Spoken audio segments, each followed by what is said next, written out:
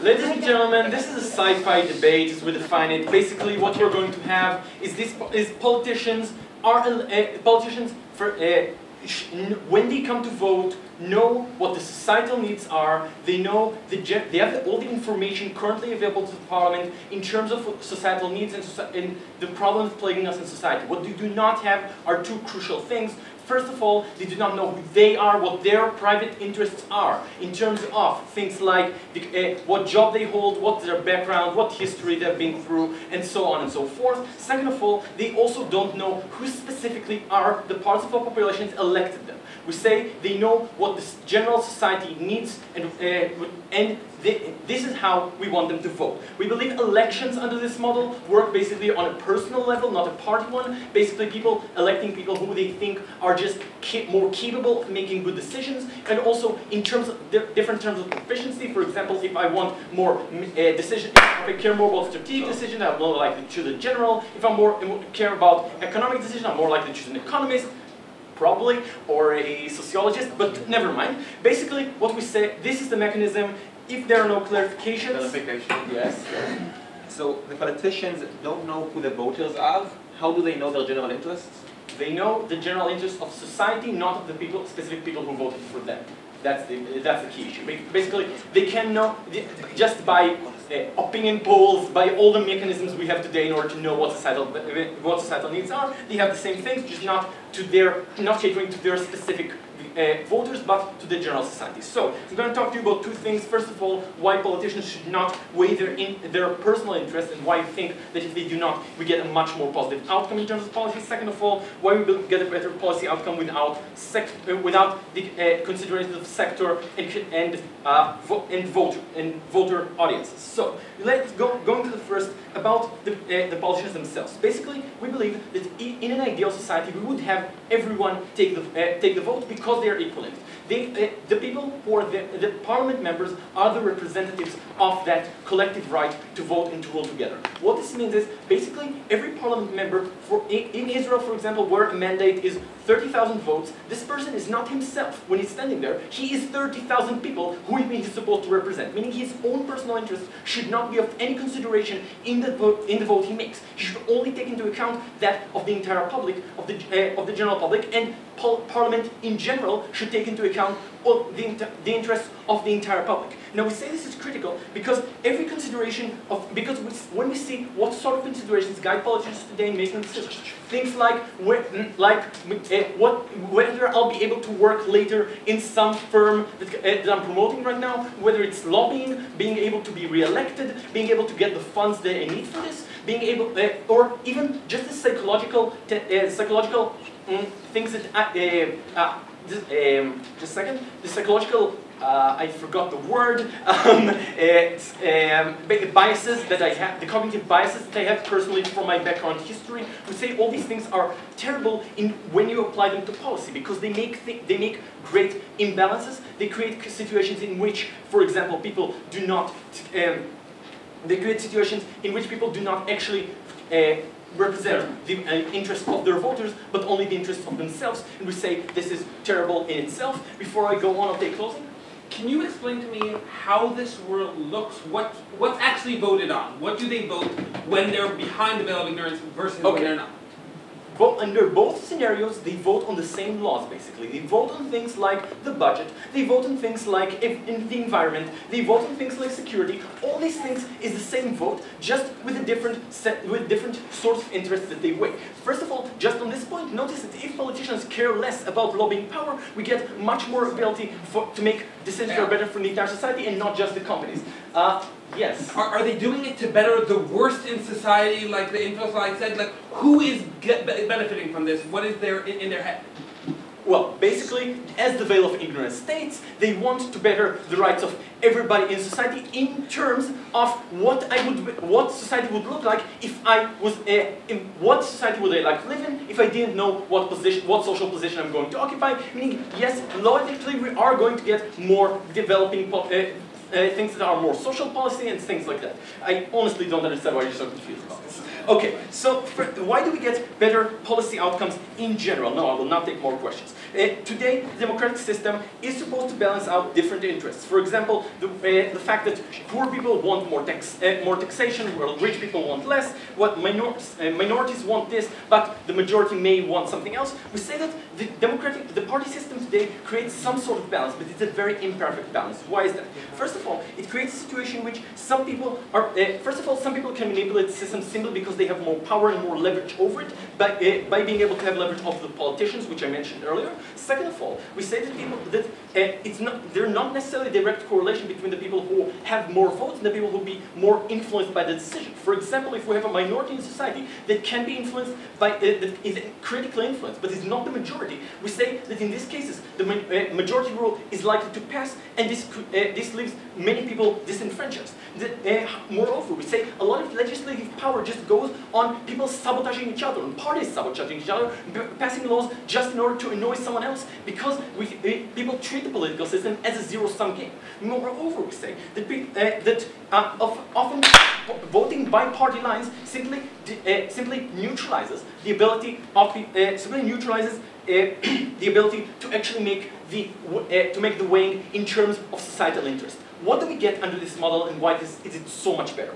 What we say is, when I am voting under the veil of ignorance, I am able to know I am able to take into account the interests of the entire society, and to make the calculation both in terms of maximizing rights, meaning I get all these imbalances we just talked about, of why people are not fulfilling rights under the current mechanism, simply do not happen, because I do not have because the different sectors are not fighting each other. This is not based on sectors anymore, but based on fulfillment of rights for the entire population. Meaning, by this very fact, we get a much better balance. We get a balance that is more just. When we get something that's more just, we also get something that's better in terms of utility, in terms of happiness, because when people have more rights maximized, they have more happiness maximized. Therefore, we say our model is better for creating a just society. We beg you to propose the motion. Thank you very much.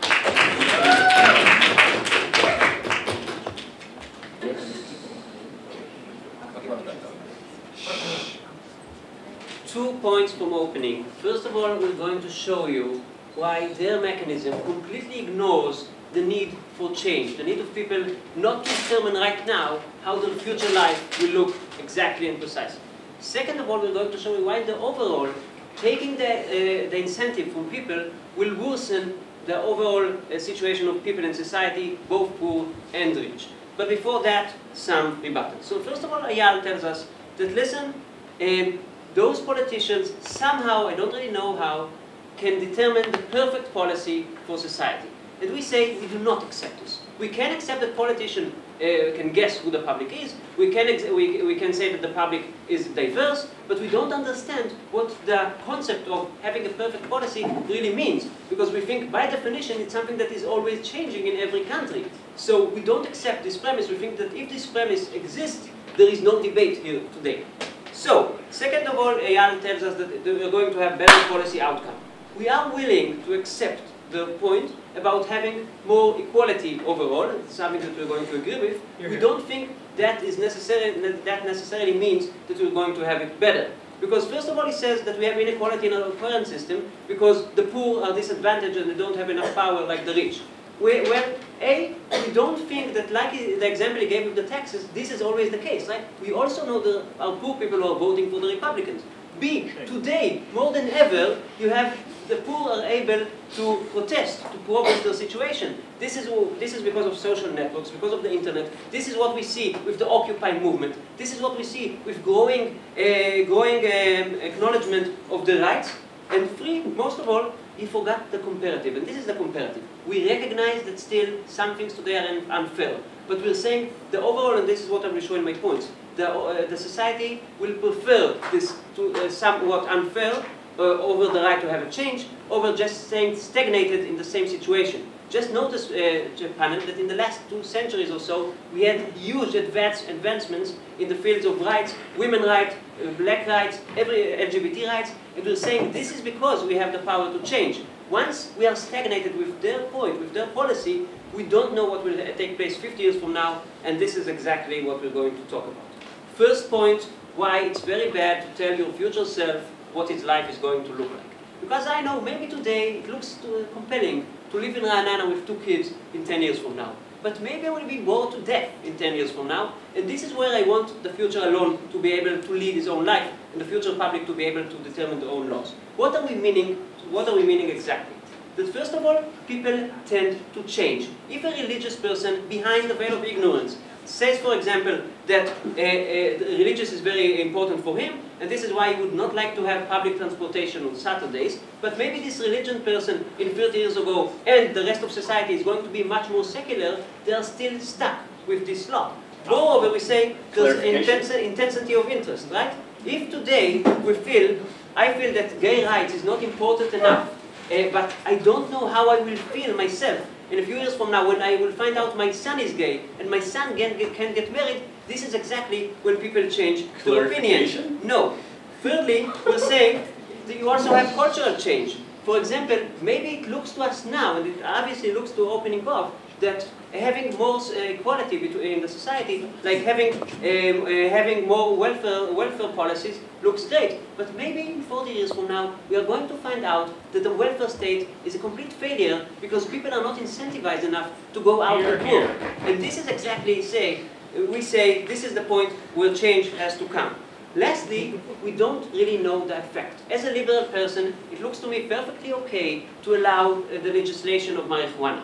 But if we have a study showing in 20 years from now, after we actually tried this, that it would lead the whole society to be dysfunctional, so I would not want to be obliged to this law just because I thought behind the veil of ignorance that this is the right law. Meaning that we need to have movement. Once you're stagnated with things that seemingly looked rational and made sense before, you're not allowing any room for change, and when you're not allowing any room for change, you're going to get stuck with laws that maybe in the future you're going to find out are horrible. Go.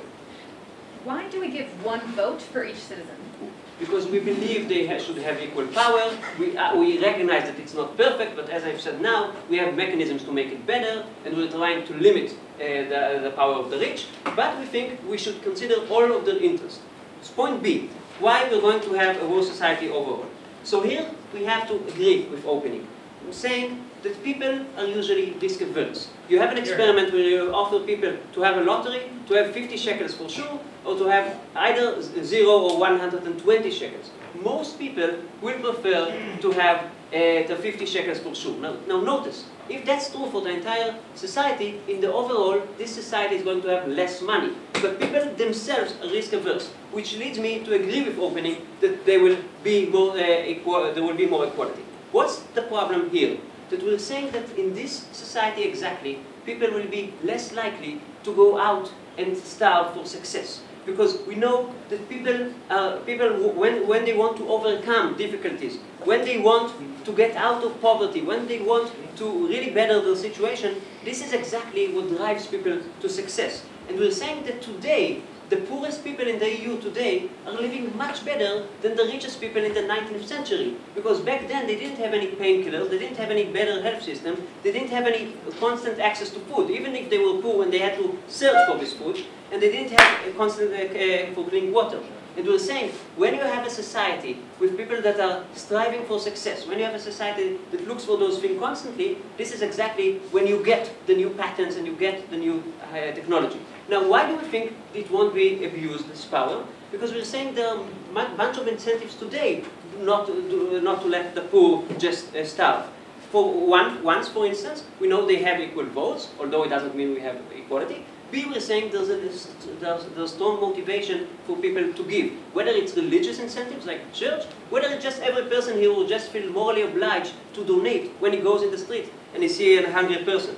And finally, we also say we do have, to a certain extent, the right view of ignorance today, because we know that under good luck, each one of us could be handicapped in 1 ear. But we're saying that's a much better view of ignorance, because that only gives you a safety net without causing equality that would overall lead us to stagnation. So because stagnation is bad, it doesn't leave any room for change. And because the society will be better off together once you have people starving for success. We call you to oppose. Thank you.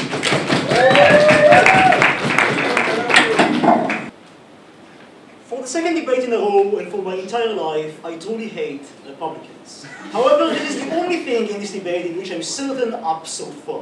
What is the governing principle of democracies? Right now, I'm going to frame it before some rebuttal to another. There is the principle of one man, one vote. It was already suggested in the POI by closing it. Why do we do it? Under democracies right now, we have the idea that we want to give representation for the people. We want to weigh the interests of the individual. We want to make some weighing even later in Parliament in order to balance the rights of the individual, saying how we should prioritize policies in order to maximize the effects of both the representation and the idea of making better governance and the idea of making policies that are going to donate to the public good that are part of it. We say that it's not only that these systems are failing, they are inherently doomed to fail. We're going to show you why, and we're going to show you why specifically this policy is the fix that we need in order to reform the weak system and thus get better democracies under the governing principle that we have right now. Firstly, a rebuttal to Eyal.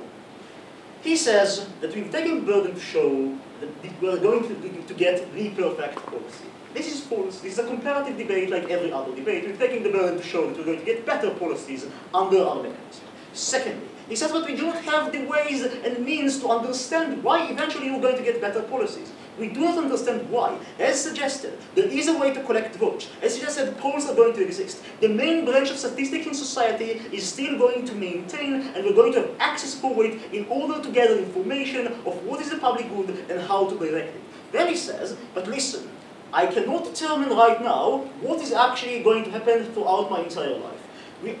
Eyal specifically have said clarification for this, because we have never under the mechanism said that it's going to be one vote for my entire life for someone to represent me. We're going to still collect data and votes. However, right now, as a politician, I'm going to be shapeshifted in a sci-fi motion that unfortunately we have to define it this way because this is the motion. I'm going to be shapeshifted. I do not know as a politician who I am. I'm going to finish my service in Parliament and then return to society to my old form, just be a member after I'm in it. It means that as the politician, I'm going to return to society as someone voting that I'm going to do it. We do not accept the fact that I'm going to get this. And then he says that cultural change discussion is still going to happen in Parliament itself alone. It means that we still know we do not know what is going to be the policies 50 years in advance. However, this is correct right now. We're going to get the same amounts of discussion. However, the only difference under the mechanism is people are not going to know who they are and which group have actually supported these ideas. Then he said that we're going to get a worse society. All he says under the analysis,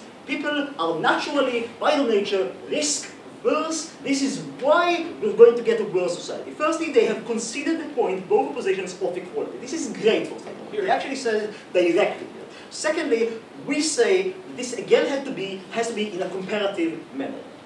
Firstly, we do not accept the fact that the fact that society has grown all in all is something that is has benefited most people. 40% of the wealth is actually concentrated in the top 1% of society right now. Equality is growing over and over again. Moreover, even if we're more equal in a society, even if we're risk averse, even if we're going to take some policies right now like increasing pensions, increasing wealth, increasing capital for the individual as a whole, we say that even if we're going to reduce the risk from 5% to 2%, society is still going to grow because it's risk averse to an extent. However, if it's going to be growing more equally, which is something which you're perfectly fine to accept, right? It is better as a poor individual, which is the vast majority of society, to live in a society that grows in a 2% GDP rather than in a 5% GDP, because this is what happens when you're risk averse, to the idea that there's going to be, that equality is going to be better off. Why inherently society democracies are doomed to fail and thus breach the idea of one man, one vote? Listen.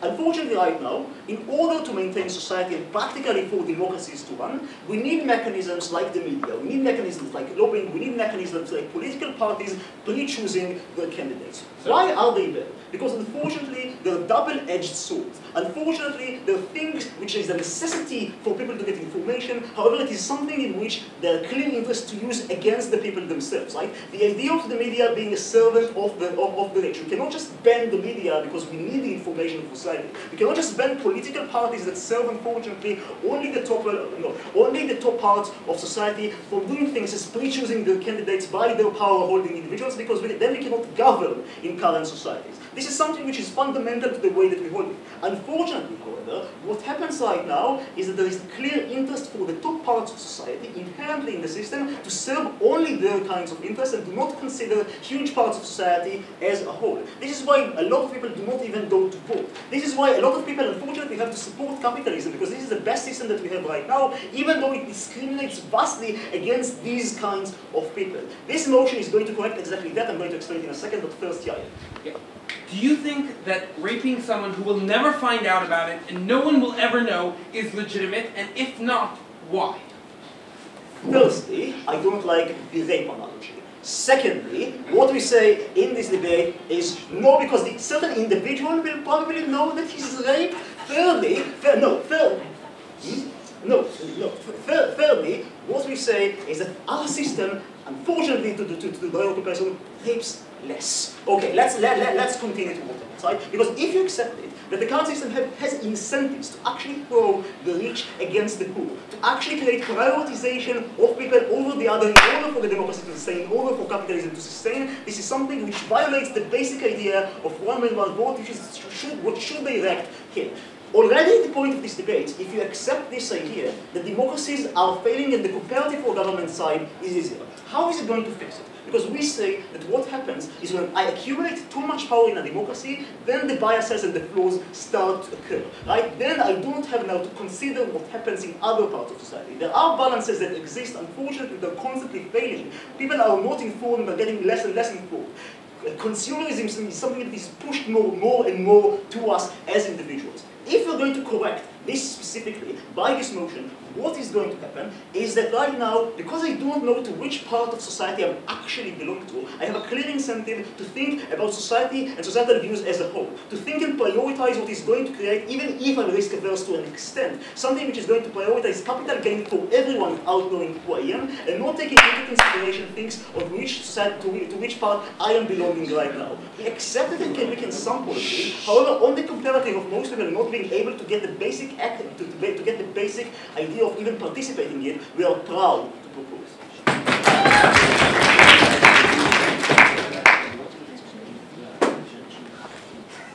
Let's go. Okay, I'm going to talk a bit about inequality to answer Dan's point and explain why this unequal system is not inherent. Then I'm going to talk about the mechanism of Dan versus the mechanism of Eyal and try to answer each separately. I understood them differently. Maybe they were explained the same way, but I can only say what I understood. And then I'm gonna explain how this actually will not let people realize their interests and why the minorities or the most poor people will not be hurt or will not use the veil of ignorance or will not be hurt directly. But let's begin. So first of all, we hear from Dan that inequality is growing. We completely agree, but at the same time, the situation of the most poor people is improving, as I already explained, in the past few centuries and decades. Secondly, we hear from Dan that there is no way inherently to take care, to give equal representation to everyone under the current system.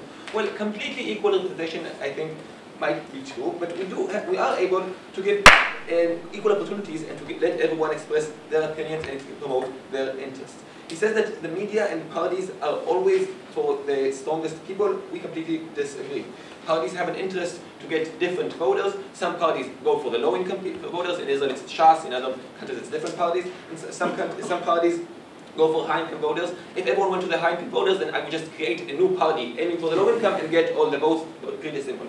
So obviously, there will be a vacuum, and that will happen. Regarding the media, same thing. If newspapers want to sell copies, some will aim for the low income, some will aim for the high income. We see this in England today. We have all kinds, we have a huge trend of newspapers for all parts of society. But more importantly, let's look at the practice. In practice, we're able to promote their interests all the time. We can start with FDR and Churchill, which promoted the welfare states in the 50s and 40s and 30s. FDR and Churchill in the 50s and not Churchill, the person who went after him in the 50s in the United Kingdom. But we can also talk about the healthcare reform that Obama is promoting now. That's helping only the lowest income people in the United States. The very lowest income are being promoted by this reform. We talk about Piketty, who's researching inequality and influencing decision makers. We talk about Occupy Wall Street. Obviously, these people have their voices heard today. Not only their voices heard, but policies are changing. If you want to go back to Israel, the Trachtenberg Committee, and finally we have kindergartens for young children for the first time. So the fact facts are that everyone can promote their interests. Sometimes it's the right wing, like Ronald Reagan, and other times it's the left wing. This changes all the time. It's the balance, and that's the balance according to what people currently want, and that's the main point. Now, unfortunately, and I hate doing this, but I have to talk a bit about the mechanism. So, as I see it, there are two ways to understand this debate. One is what I understood currently from Dan, which is we have all these politicians who read polls but have no idea who voted for them. I have a lot of problems with that. Why would they actually work, these politicians, if they're not being re-elected? How would I choose the politicians the next time I vote? More importantly, why would the politicians care about anyone besides the majority? They're not representing the minority, they're only representing, no thank you, the majority, because each politician looks at the same poll, sees that the same 60% support the same thing, so we will have that all 100% of parliament members, no thank you, represent only 60% of the people, which is actually exactly the opposite of what we wanted to achieve. We wanted to give representation to everyone, and we have all politicians actually reading the exact same poll. We rather, no thank you, have each politician represent a specific person in society, and then have them discuss and see the trade-offs and reach some sort of compromises where each one decides what's more important for him and gives some and gets that and gives someone for things that are less important. Another way to understand this debate, moving on, is that look, there is some veil of ignorance. No one knows what he will be. That's the part what I understood when he said this sci-fi mechanism. No one knows what he will be, and he has to choose even without knowing what he will be in real life. Which makes sense, I think, because that's like the definition of the veil of ignorance according to the clip and the rules. So, and I think that Eyal is saying that that's how we define it, so that's good. So we're in agreement. Okay. Now what we're saying, and this I don't started this, and I have to continue.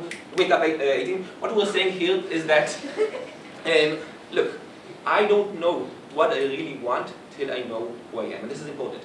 I may think I know what I want. I may think I know what it's like to be poor. I may think I know what it's like to be religious. But until I realize my actual identity, I don't know my interests. And that's what Alon started explaining. Let me give you a few examples. Until I actually lived as a gay kid in the closet, and on the one hand suffered from all the stigmas, and on the other hand was afraid to come out, I don't know what it means like to be gay. Why is this important? Suppose we have a law saying that we cannot make outings for celebrities. This law has obvious trade-offs. On the one hand, this celeb will really suffer from if we take him out of the closet. This may influence him, and as a gay, I know what that's like. On the other hand, maybe I needed a role model, and I know that as a kid I needed the role model. Only after I experienced what it's like being gay that I was able to weigh these trade-offs. And that's what's important. And when Alon talked about the future, this is what we're talking about. The future was an analogy. I don't know what I'll want in 2 years because I don't know what it's like to be 32. Yes, I'm already in this room. I don't know what it's like to be a parent until I actually, no thank you, have kids. So having the veil of ignorance will not let me understand my very own interests. And that's the important thing in this debate. Why is that? A, because I don't experience them. What does this mean, experience? I don't know what it feels like to see someone driving in Shabbat in my street until I'm actually religious and have that feeling. B, I never had to face these trade-offs. On the one hand, I know economically that there's an advantage in a minute I take someone, but on the other hand, I know that this hurts my reality. Until I actually make these decisions in my day-to-day life, and until I know what it feels like, until I experience all this, I don't know what it will be like. I'll take Miriam, go. What you're exactly explaining is the reason why I want to give myself and my society the maximum choice to have the ability to decide when I want to define myself. But I can only make those decisions correctly until I know what it feels like, how this actually is. That's what we're saying. I can make all these theoretical decisions. Theoretically, I think that we should let religious people have all these freedom rights. Or we think that we should take gay people out of the closet. I said I have all the liberty, but I don't have time for them.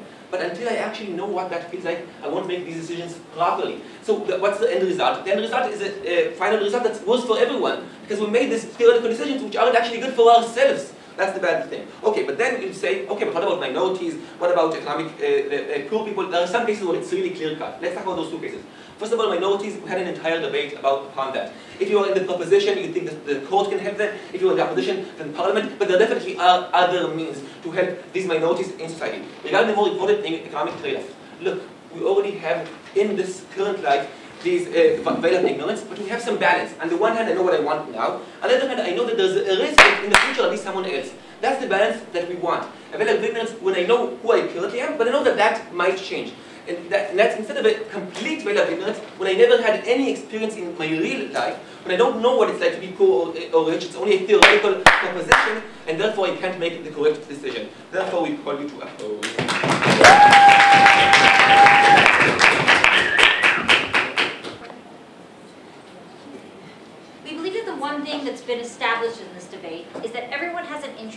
have as much equality as possible.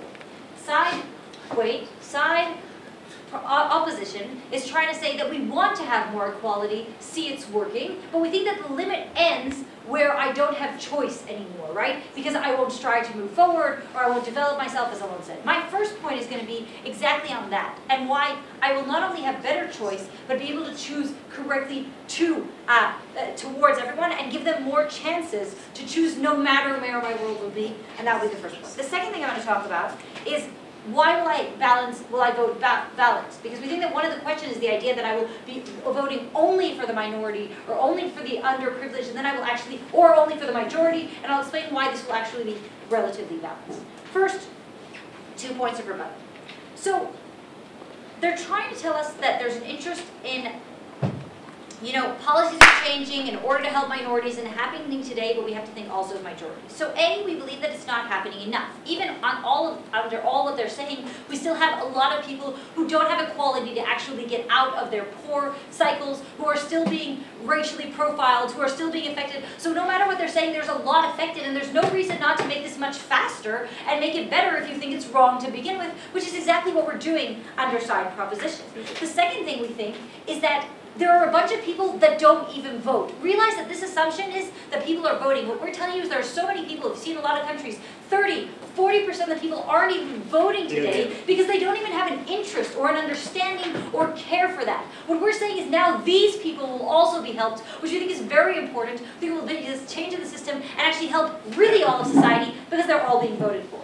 The second thing we say is that the problem is that when I don't know who I am, I can't choose. So A, we believe that under the veil of ignorance, I have much more interest to stop and feel what they feel. And that's definitely better than it is today. Even if I don't know everything that's going to happen, I will definitely stop and say, how would I feel if I would be a black kid living in an underdeveloped area? How would I feel as any part of society? And we think that that's critical because that means choices will already be better for it. But moreover, we think that there's a plus side to not knowing where I am. We think that this makes my policies pro-choice. Which means if I change what I want to do at some point, it will be most comfortable for me to do that. We think that's one of the basic problems in society today is that I don't have the ability to change what I am or to define myself. We think that under our assumption, it's much easier for me to define myself and easier to change. Let's talk about equal opportunity. So, we think that it's so important because this gives us the ability to change where we're born in, right? I was born in society X, but I still have the ability to change and to balance and to better choice, right? We see already today, as we agree, that it happens a lot. If money, education, health, and so on, we want to give people the opportunity to develop into any part of society they want to.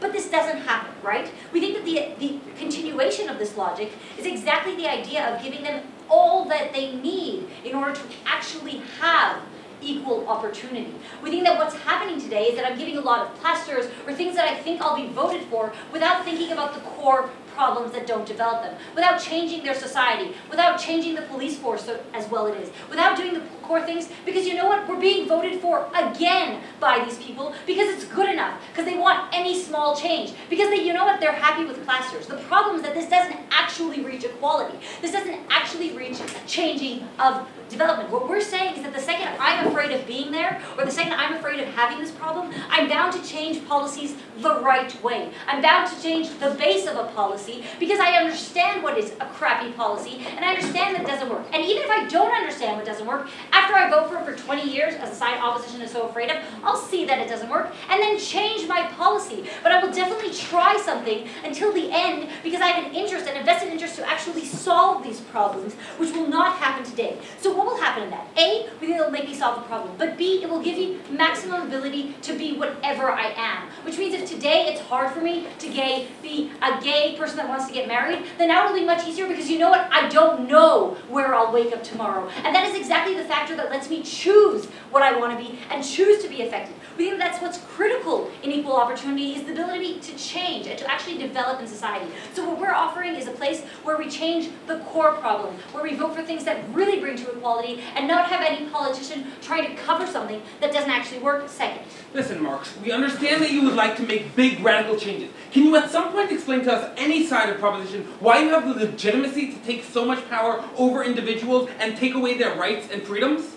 So A, we don't think we're taking away their rights and freedoms. We think that these laws are exactly the thing that bring you rights and freedoms. Because when I care about you and I let you choose and I let you do things, that is the thing that lets me have the maximum ability to change within society, the maximum ability to decide. No. Now, let's talk about, let's talk about why I will have a more balanced vote. Because on the one side, everyone's telling you we will protect the weak, and on the other side, what opposition is trying to say is that we won't protect the weak, we might only think about the majority because I don't know who is voting for me. So A, we believe that not knowing who is voting for me means I have a vested interest to help all, right? But beyond that, we think what's critical is also the idea that I change what my interests are, right? When I don't know who I am, it means that I don't even have,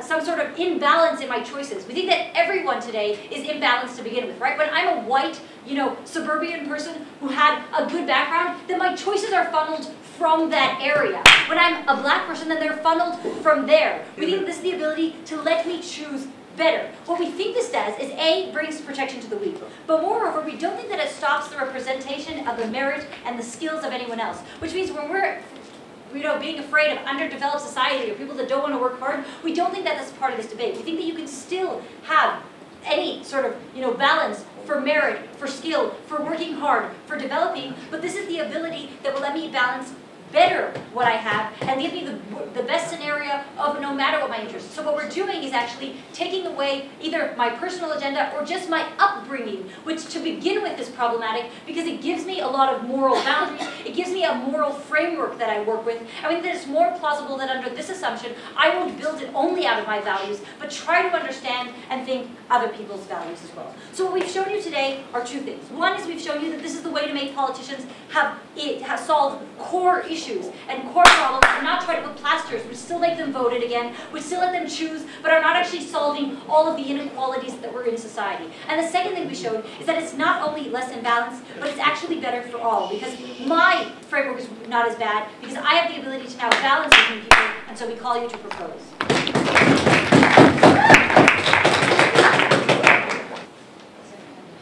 Mr. Speaker, for the purposes of this debate, we are the Republicans that Don hates. We are going to be libertarian in this case, and we are going to say that rights of people, the right to have ownership over yourself, is more important than this equality that you say you have. Note, Mr. Speaker, first proposition can be right about every single thing they said, in that it creates more equality, that it takes away the ability for politicians to be more for the rich and things like that. We're saying two very clear things. One, that this causes more infringement on individual rights in places where you cannot infringe on these individual rights, and two, that it creates a less moral society in which morality is decided not based on what is the right thing to do, but what is the right thing to do for me. It creates a society in which morality is, I'm trying to better for myself because one day I might be there, and not because this is the right thing to do. I'm going to be in clash with what Miriam tells us, but just to make clear where we clash, one, they tell us it gives us more ability to change. We say, why? Two, we say, we think that it may give more ability to change, but at the expense of taking rights. We do not know why it's government's job to give every person the ability to one day wake up and be whomever they'd like to be. We think government uses violence over people, and it needs to justify that violence at some point throughout this debate. Two, they tell us that it's going to take away and make us all equal and make me think, oh, I understand their pain. We think it's going to make you less moral because you're not doing it for them, you're doing it for you. That's going to be the second point. Let's get into my points. So, first of all, I'm going to give first prop the right to respond right after my first point. First of all, how will the laws look, right? So we've basically accepted this idea of maxi-min, right? We've accepted the idea that once you're under the veil of ignorance, what you're trying to do is you're trying to help the weakest. You're trying to pull up the weakest. You'd prefer a society in which people are more equal, right? But the bottom is as high as can be, than a society in which more people are better off, but which the lowest people are worse, right? This is something that is agreed upon all. What you're trying to cause is equality, right? You're trying to reach the best for the opening opposition tell us, this might not be the best thing to do it, but even if we get to the situation, we choose the right laws in order to make it best for the weak, we say that this is still wrong. Why is this still wrong? right? Because where do we derive the right to actually force people? Because, no, Mr. Speaker, this is what we're doing. When we take taxes from people, we are not only stealing their money, we're stealing their work. They work 2 hours for their money. We take 50%. That means that 50% of the work that they did, right, is not actually owned by them, it's owned by us. We have stolen their work, and to an extent, we have enslaved them for their work. Why is this? So where do we get the right to do this, right? Where do we get the legitimacy to do this, okay? We get it from consent. Why can it only be derived from consent, right? Or more accurately, from I would consent if you had asked me for this, right? Why? Because first of all, we say you have ownership over yourself. I own my actions, I own my money, I own the things that have caused the money for which I get. I own my rights to express myself in the way that I want to. I own all of the things that I do. Second of all, we say that when you use them in order to help other people as opposed to help themselves, you're treating them as a tool. This is a POI that might have confused some people that I asked up, right? What is so horrendous about this idea that even if there were no practical outcomes is that we're treating a woman who didn't give consent as a tool. She is only a tool to satisfy this person. We're not treating her as an end in and of herself. We're treating her as a ways to reach some sort of end that isn't necessarily in her best interest. In that same sense, when we take money from people, when we enforce people to do certain things in order to help others, we're using them only as a tool and not identifying them as a person, as someone with individual rights and needs, right? So what can we then do if this is the way we view government, right? We say that the only things you can do are things that benefit me. Meaning, when we're talking about defense, I take away your right to have a gun, because a society in which guns would be prevalent is a shitty society for me as well. So if you were to ask me, can I take away your guns, right? This is something that I would say, yeah, that seems pretty fair. What do we get, and how is this different when we go under the veil of ignorance? Right? We say that when you steal my money for LGBT rights, right? When you try to take mine in order to give better education about LGBT, I'm never going to turn into someone who's gay. I'm never going to change that, right? This is something that is inborn. And therefore you are not actually helping me. You are helping someone else using my money. Not only that, when you steal my money for school, something that I never plan on putting my children through, you are using me as a tool in order to do that. Let's take first. Since I'm sure that you don't adopt to the concept of a state as a whole, your logic suggests right now that every majority rule-based system that coerces inherently the minority that have lost their vote is something which is not legitimate. No, I'm saying that it's very simple. I'm saying that the only things we can do, I'm advocating for a very minimal state, right? I'm advocating for not being allowed to take away rights of minorities, because even though it may help more people, you are using them as a tool and not as an end in and of themselves. Right? So the only things that I can do are very minimal things that would be accepted by all. This is how we're viewing the state. It is a very minimal state, or at least more minimal. How do we get it, and why do we get less of that now? We say we get better. We get politicians who have lobbyists. We have more respect for personal estate and things like that. Exactly the things that they are arguing against, that we say ultimately are better because they lead to a state where we use our violence, our coercive violence, less against the people. Second of all, why do we get a more moral society? We say that when we're looking at how people do their actions, what is a moral action? We say that the reasoning behind that is the most important thing, right? So if you are helping someone in order to better yourself and you don't actually care about them, that's not as moral an act as someone who is helping them in order to be virtuous, right? Now, government dictates to a certain extent how we view morality by how they decide things.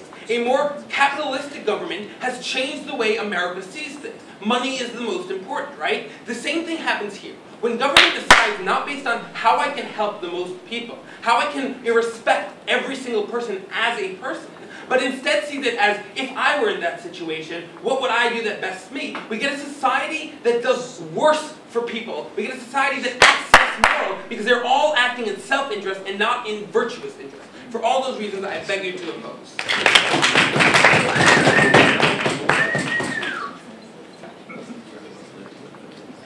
Our case today relies entirely on principles that the government structure is already trying to meet. All we're saying is that we can meet those objectives better through this mechanism.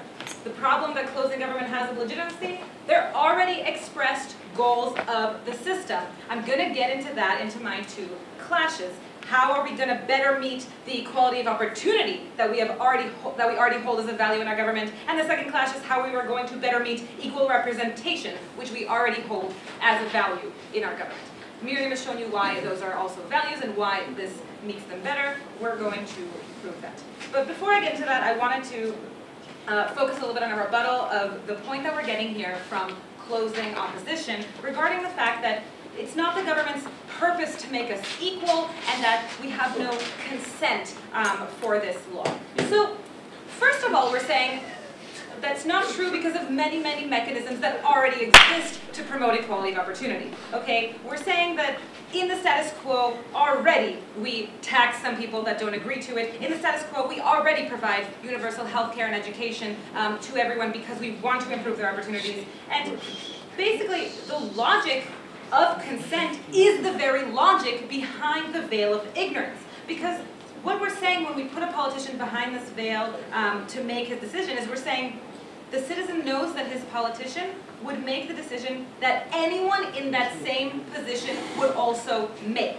And that's how I'm giving my consent, is I'm saying that this is a decision that even if I were under that veil, I would also make the decision. Any citizen under this veil would make the decision. And that is where the consent comes from. Now, we think that the most important thing that we have to remember is that we always have to do a cost-benefit analysis when we're choosing if we want to accept a law or not. And what closing didn't explain to us is why one person's values, which in the status quo are more listened to and more valued, are more important than someone else's. And that's a very critical thing that they didn't explain to us, why the racially imbalanced status quo is okay. And so we think that our analysis is going to show much better where that comes from. So let's get into this. First class, we're going to talk about equality of opportunity. It's been thrown around a lot. Let's talk about it. So we think that the world that we're seeing that is going to happen, and we think Miriam is the first person to really deeply analyze what happens to a politician when they're behind this veil of ignorance, is that they're going to want to prepare for the worst case scenario, okay? They're going to see themselves waking up tomorrow morning as the person with all of these, as someone who's maybe disabled, as someone who is currently disabled by the system, and so on and so forth. And so, yes, we see them preparing for that eventuality. We see laws passing, things that are such as 100% inheritance tax, such as free healthcare for all, such as free education for all, and we really do think that those are going to happen because we think that already we have mechanisms that are like that, but today they're just, as Miriam was saying, plasters. They're just band-aid solutions. But what we think is going to happen is that those are going to pass uniformly and they're going to pass across the board. But what we don't think is going to happen is that those are the only things that are going to happen. We don't think that it's going to be the stagnant welfare state that opening opposition is trying to give you. Why? Because we think that, well, I also, as a politician behind here, want to balance for my worst case scenario when I wake up tomorrow. I also want to balance for my best case scenario. Or, as the Girl Scouts of America would say, hope for the best, but prepare for the worst. So we think, and we really think that there's no reason for them not to value, in addition to that, also value merit, also value talent, also value innovation, and also pass laws that allow those to happen. And so we don't think that this is the real event, the most likely scenario that we're going to get under the veil. And so basically, the way that we're meeting this equality opportunity that the government has already declared itself promoting, we just get it in a better way when we put our politicians under the veil of ignorance, because now they don't have these other pressures. Before I get into the second clash, I'll take Why do you think your veil of ignorance is better than ours, where people can have good luck happening to them, so they want some kind of safety net, but on the other hand, they've experienced things and therefore they know the risks. I'll explain that. And we think that it's taking the status quo as something that just kind of, we opened a book and it happened today, but that's not how it was. We were talking about generations of political discouragement of voters. We're talking about people who lose the birth lottery and come out on top and already have power. And we don't think that you can just look at this clear-cut image of what's happening. So, okay, let's talk about equal representation, second clash. We think that our status quo is that we have one vote for each citizen, and not accidentally. We think that we believe in a representative government. We already have a representative government because we seek to serve the interests of everyone. And we try really hard to do this, but we don't do it perfectly just yet. And where does this come into failure? We think that opening government has already talked to us about why that politicians have certain background that affects their vote. They're getting certain pressures that when they come to vote. But we think what Miriam has given you is that she's telling you, first of all, not even everyone goes to vote. So we say that we want our government to represent everyone equally, but we don't even have everyone coming to the voting booths, and we don't have their interests being heard or represented.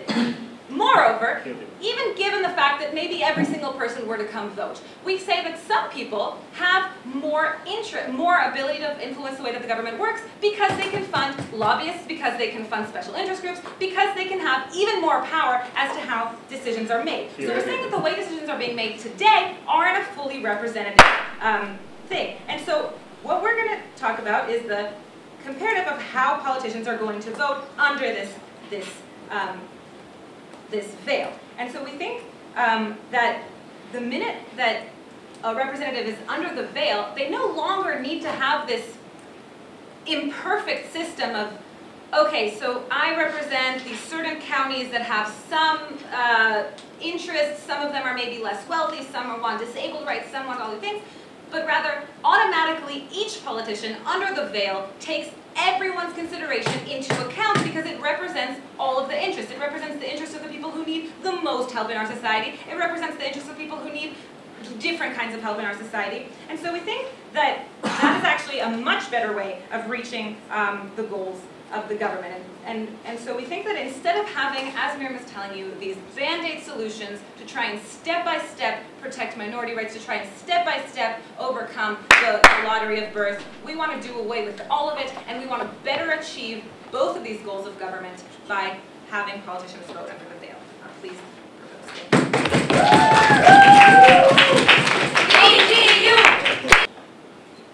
Good evening. I would first like to start my speech by apologizing for Eyal and his illustrations. He really wanted a gender debate in the final, and he assumed there would be one, and there wasn't. It was really disappointing. He was trying to pull it in as much as possible. But he is a funded adjudicator in euros, so I just suggest we are all going to forgive him. And we're going to run two clashes in this debate. We're first going to talk about the legitimacy of government and how we believe that the don't touch me government is the government that it should be acted, even if it's not the way it works now, as closing prop tried to tell us. We think it should be the way it works. I'll explain why, and also explain how this proposition harms it. And then I'll explain how this actually, how the proposition harms society. It harms society practically, but it also harms society morally, creating a society where morals are only based in my best interest, as opposed to a general morality where we at least can think of doing something good for someone else. All of my rebuttal will be in my points, so let's get to it. The legitimacy of government. We have this whole idea of discussions will still, we have this idea from Prop, the discussions will still happen, and therefore there will be some legitimacy of government of the people who voted in. Now, first half gives us that politicians are only going to represent part of the society, and that this harms the legitimacy of the democracy being voted for.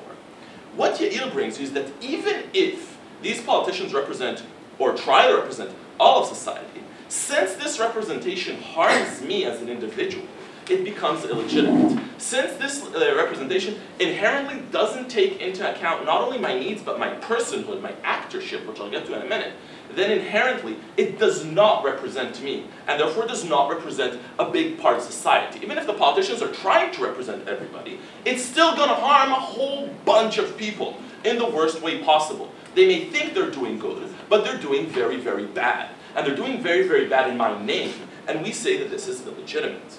And then we have this whole equality point. Now, equality is only relevant if we are unharmed as actors. If I am a harmed actor, then equality is completely irrelevant for me. And I think that the best illustration of this is slavery. If I'm a slave, but I'm completely equal to all other slaves, I still see that this is illegitimate. If somebody takes something from me without my agreement, even if he takes from everybody else the exact same, this is still illegitimate. This is still wrong because he's harming my actorship.